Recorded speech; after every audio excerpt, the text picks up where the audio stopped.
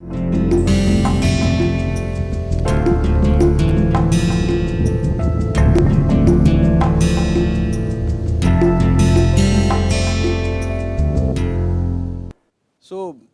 we left at this interesting question that where is your self in the dream? And what beautiful physiological timing. But there is a dissociation of networks probably. So, what is it? So, now if you correlate it with physicality, it's very difficult to explain now. Whether it's a unifying binding oscillation, but where is the will and intent? At times, your physicality may be going in one direction, but your will may be actually tiding over and really make you do things. So, there are a lot of questions which are unanswered in spite of the plethora of knowledge.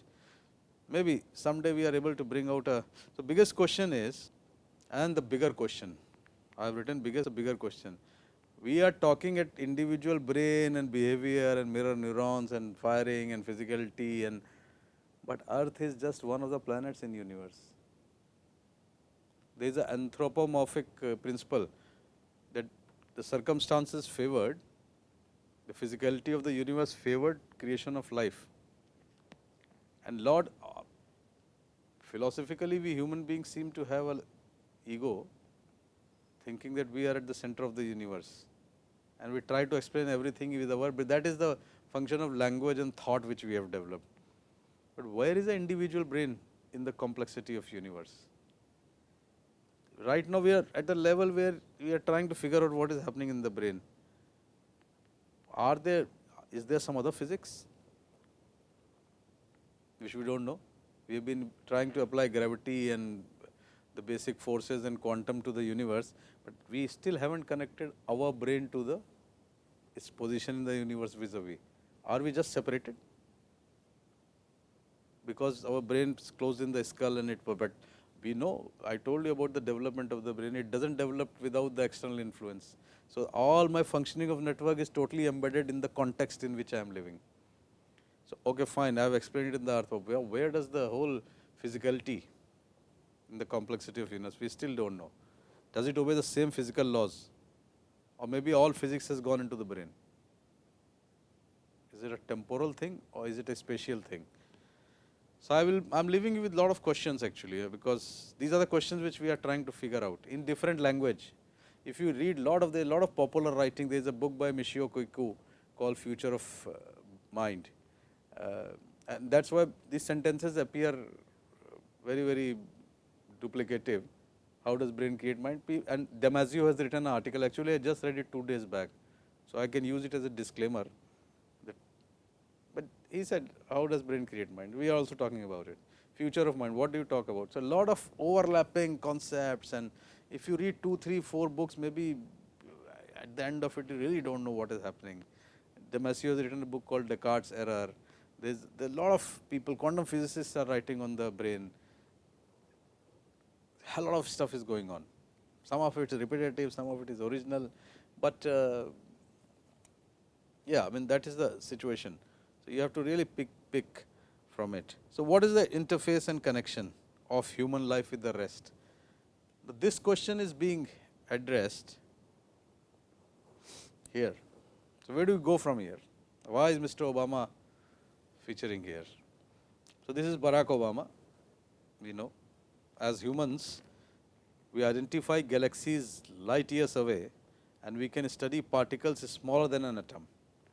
But we still haven't unlocked the mystery of the 3 pounds of matter that sits between our ears. So, 2014 he started something called BRAIN Initiative. It's an acronym actually, although it is fitted very well.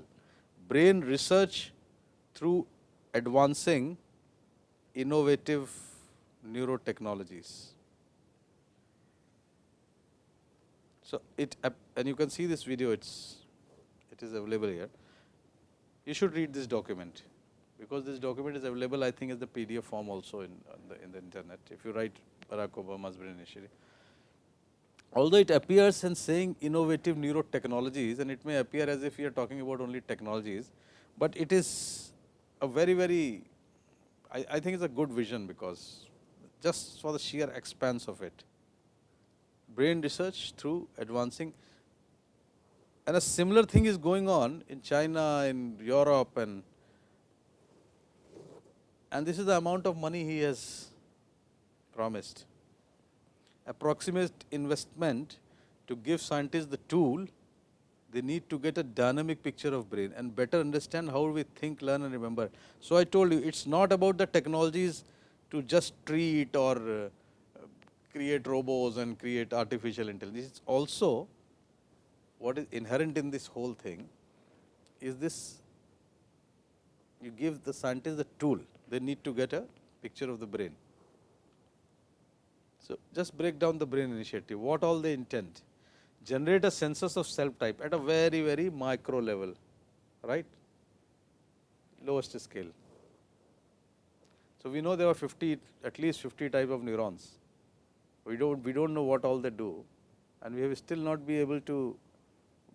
Maybe there are more, but this is what we know, and there are many more glial cells in the brain. Create structural maps of the brain. We started with the structure. Develop new large scale network recording capabilities. So we are talking about the temporal thing. That's what I was saying. How do you create an investigation which actually covers the whole brain at the same time? Tools for circuit manipulation. So here was understanding, here we are poking the brain. Link neuronal activity to behavior. If you remember, I showed you that small scale, and then where do you jump from transcortical to behavior, the whole envelope of behavior. The translational thing is still not. Integrate theory, modeling, statistics and computation with the experiment, and see how many fields are entering into it. Delineate mechanisms underlying human imaging technology. Create mechanisms to enable collection of human data, and disseminate knowledge and training. So I don't think anything is left out except for how to place brain in the universe. So 5 major areas emerge out of this, and I think all countries should do, anybody who is capable of doing it. There is a multi-scale integration of the dynamic activity and structure of the brain to elucidate and link dynamics of the brain and neural circuits with brain function. So structure and function, including its real time physiological, behavioral and cognitive output. Now real time is when it's just doing it. Suppose we give a, as I said, we give a task and then do, it still becomes a bit offline thing. But when the brain is really doing, like when I'm talking to you or you're listening, that is the real time stuff. And see, you need physiologists, you need psychologists, neurotechnology and research to create tools to image, sense, record and affect real time brain functions and complex behavior, and develop theories to collect, visualize, analyze, model, store and distribute brain data. Quantitative theory, brain inspired concepts and design. Here is where all this new industry of AI and brain computer interface comes in, and workforce development.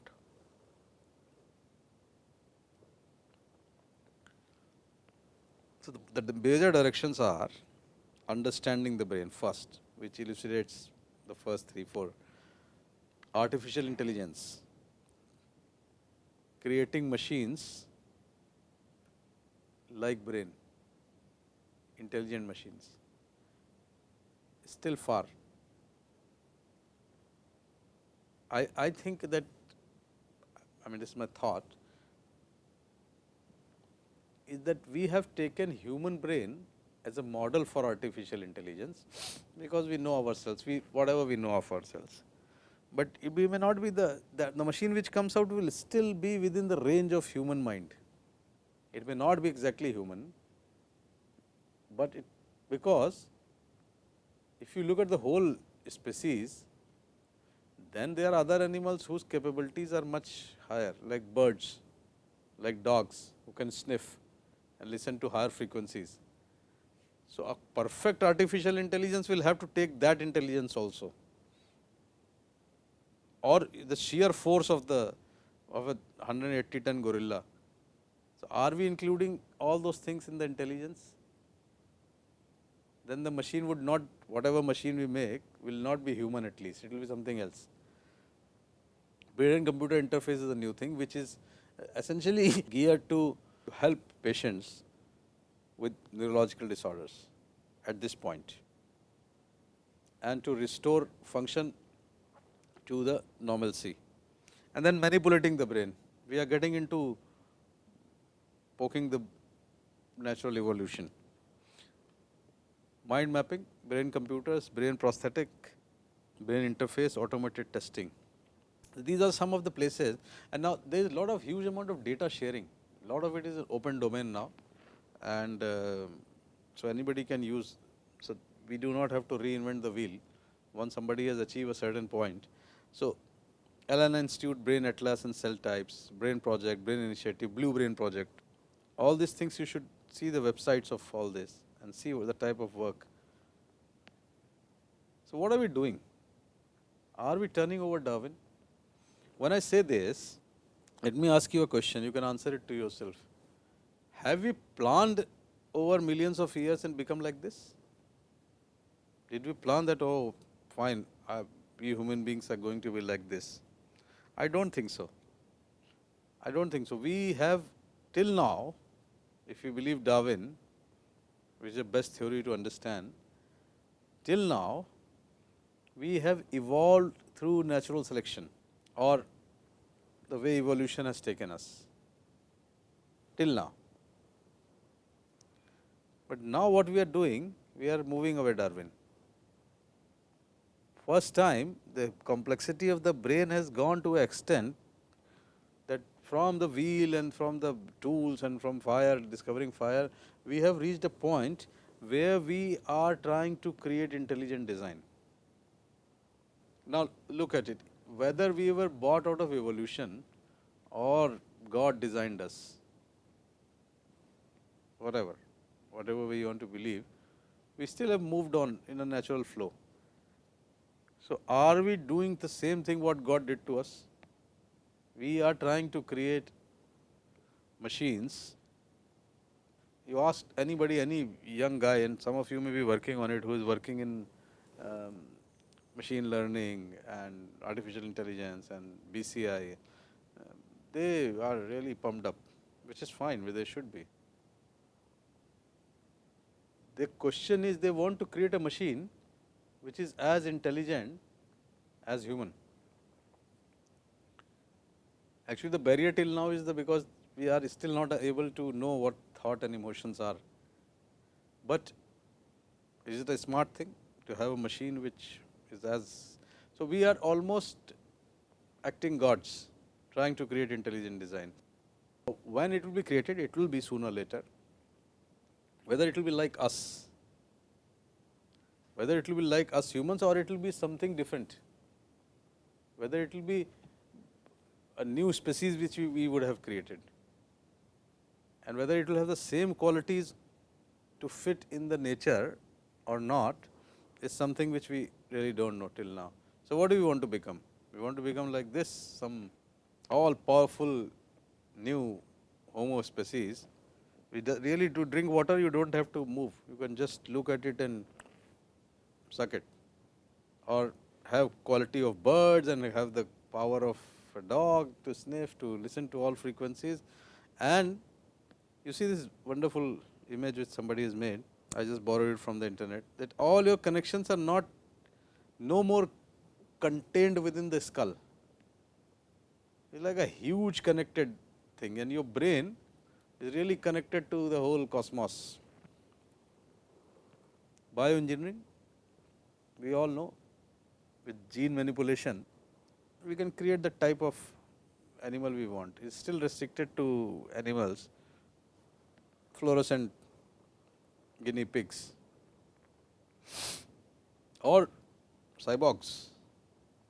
We have our human bodies, and we have our wires connected to a huge large computer or small computers manipulated from there. Prosthesis may actually do it. Or it's like Like, virus goes in and the virus keeps altering the genetics. We keep this digital viruses, induce them into the body and really manipulate. The latest experiments are trying to say brain to brain. If you go to mythology, Mahabharata and Ramayana and all those epics, where people were shown to have capacity to communicate from mind to mind, or they would just close eyes and recite some mantra and there would be an arrow in the hand. Or the other one person is thinking he can communicate. It may have been fantasy at that time. As I said, the questions are the same, maybe the fantasies are also the same. And maybe we derive our experiments from those fantasies because we really don't know what in our unconscious mind is really pushing. So, the latest experiments say that a person is thinking, that EEG data is taken, transferred through a computer to the other person. He also does the same action. There is something called, you see this, emitter, wireless EEG, conscious motor imagery, motor cortex activity. It goes to BCI processing through Bluetooth or whatever technique. There is an internet code which goes to navigation code. Now, this is not transferred to the electrical signal.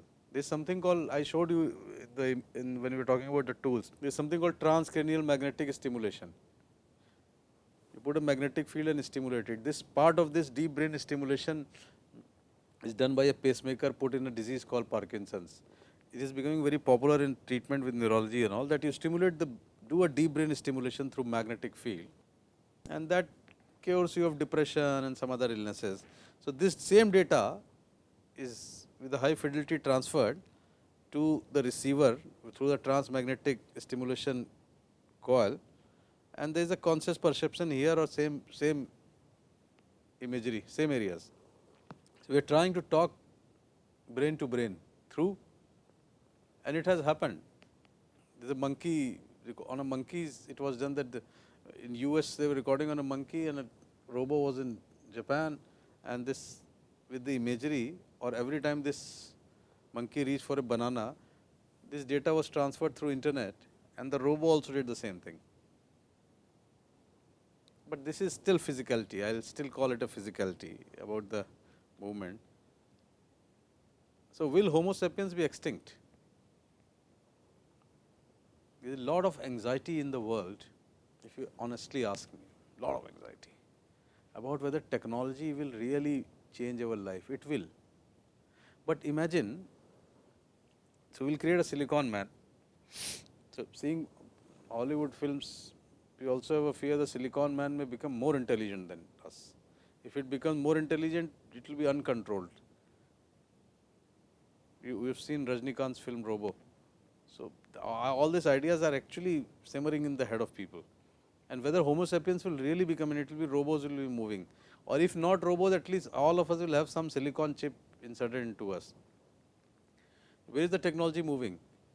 Maybe someday we are able to digitize all your memory, all your feelings, whatever things are in your head, in a small chip and put it.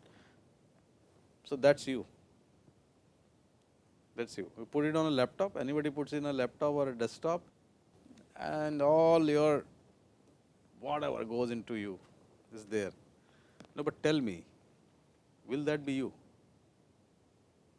So, the question is, what are you going to do with all this? Bill Joy, the Sun Microsystem guy, really created a Flutter in 2000. He said, why the future does not need us, and he actually started beginning to share the larger concerns with the world. And he said, it was the way it is, technology is happening, human beings will not be needed. Our own creation would have either killed us or they would have replaced us. I heard a young boy telling me that in 20 years all medicine will be done by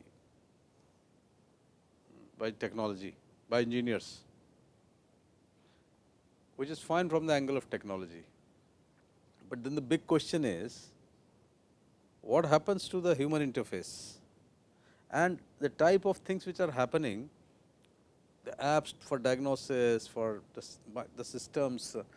Maybe MRI comes in a form of a mobile someday, a magnetic for clinical purposes. We have already implanted a pacemaker in Parkinson's disease. Deep brain stimulation is being used. So, lot of prosthesis which is being developed for people who are having stroke, who have paralysis, they can't move this, or people who can't see.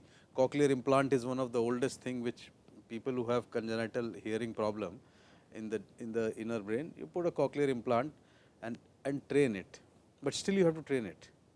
If you put a cochlear implant, it just does not automatically starts functioning and the person can hear. We still are far away from that. We are far away from that point where we intervene, put something and the person is back to normalcy and hearing and everything. You still have to put a cochlear implant and train. In Parkinson's, because it's a deeper unconscious process, decision making of movement, deep brain stimulation does it. So, a reflex action or a movement which goes from the will to move excites the motor area. The motor area sends signals to nerves, nerves to muscle, and you move. A person who gets paralysis and the nerve signal are not going to the muscles to move. It's an engineering issue. Lot of things in the brain and lot of intentions of the initiative of changing, using the brain signal and understanding to convert it to utilitarian stuff is actually an engineering problem. So, I will to move my right hand. So, my left motor area gets activated, but I cannot move my right hand because of the paralysis. So, the signal which comes, what is the signal? The signal is the EEG. So, we have a corresponding signal of each action, catch that, transfer it to the chip, to an arm which is fitted here. All those optical things or the fibers take the signal and something is fitted over my hand and it moves. I can move it. It is just a mechanical thing. If something is closely fitted, that mechanical thing moves, my finger will also move. These are wonderful things. They do a lot of rehabilitation and all this disability, but that is the neurological physical part of it. What about a disability of dyslexia, where the visual pattern of words is not being formed, and when the kid writes, he cannot spell it correctly. This is a deeper network problem, which will not get so easily stimulated or done by. So, what I am trying to say, this physical movement and sensation is fine, but is it possible that I take EEG from your head and just give you and say what word is this? We still not reached there. Autism, where the kid is just not looking at the face of the mother or smiling. Schizophrenia, what is happening in the network? So, there is a lot of stuff in psychiatry, because that psychiatry falls in the purview of brain behavior and abstract thought and emotion. Physicality, wonderful. Physicality, I am sure it is happening and it will change. Where is the mind but in all this? So, we are talking about brain and its signal. What is the mind doing? While the problem with studying the brain and mind is that we are trying to study brain and mind through itself. So, do we think, although natural evolution is seen in millions of years, but do we think while we are trying to do this technology stuff for this utilitarian thing, mind is also evolving? Possibly. So, is it a race between the technological, artificial, new type of humans and the natural evolution of human? Well, brain is doing something, brain must be doing something. Is it evolving on its own? So, mind as an energy, if you talk of it, like we used to talk of telepathy and all, and that is why I asked you, where is the position of the mind in the universe?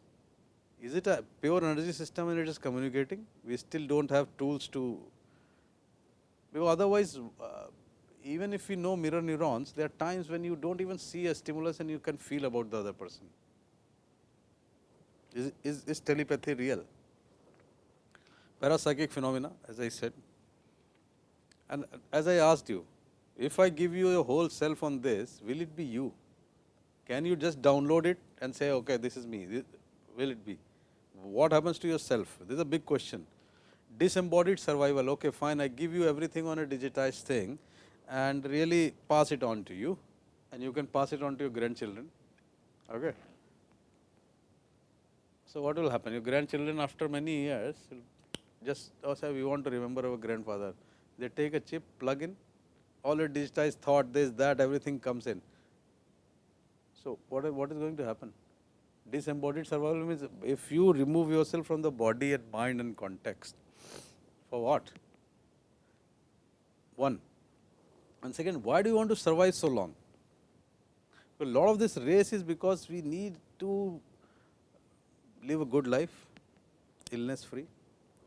But on the other hand, if you look at the society and the complexity of the world, illnesses are also increasing. There is no respite. In spite, so what are we trying to do is on one side illnesses and the complexity of illness is increasing. On the other side, we are increasing technology to counter it. Drugs, on the other hand, whole pharmaceutical industry is trying to create more, and someday will affect gene, maybe the gene which controls brain, the gene which controls neuronal development. All is a race for what? For survival. Gene are already doing it for survival. I think we are, there's a natural human tendency to be immortal. Everybody wants to be there for always. But nature is not working like that. Nature has its own resources and it will create its own crisis. But personally, if you ask me, I'll get very bored if I'm immortal. What do you want to see? Or maybe, as Michio Kaku says, that you can take your digitized data, Earth is getting very crowded, put all your data and everything on a laser, write it over and send it to some other planet. So you will be surviving somewhere. Now, whether you will be surviving somewhere, that is it makes some sense, it has some value, or it is just the power of being able to do it, or it has some real utilitarian value. These are some of the ethical questions which I am sure time will answer. There is no projective answer to it. It can go both ways. It can go both ways. So we can be, as mobile has shown, it will be interesting to see in coming few years, because mobile and internet have been there in public use for just 20 years now, 20, 21 years. Mobiles much later, but it is already altering the attention span. Already the bottleneck of brain is attention. It is still getting further crumpled with all this unnecessary information flowing in. People are not able to stop it. It is interesting to see what technology will do to the evolution of the brain and what brain does to the technology. Is it just a passing fad, or it is something permanent? Is it something which you kids will have to answer? And I hope some of you will pick up ideas from it and go further. So thank you very much for being patient to listen all this, and hope that you have enjoyed this course. Thank you.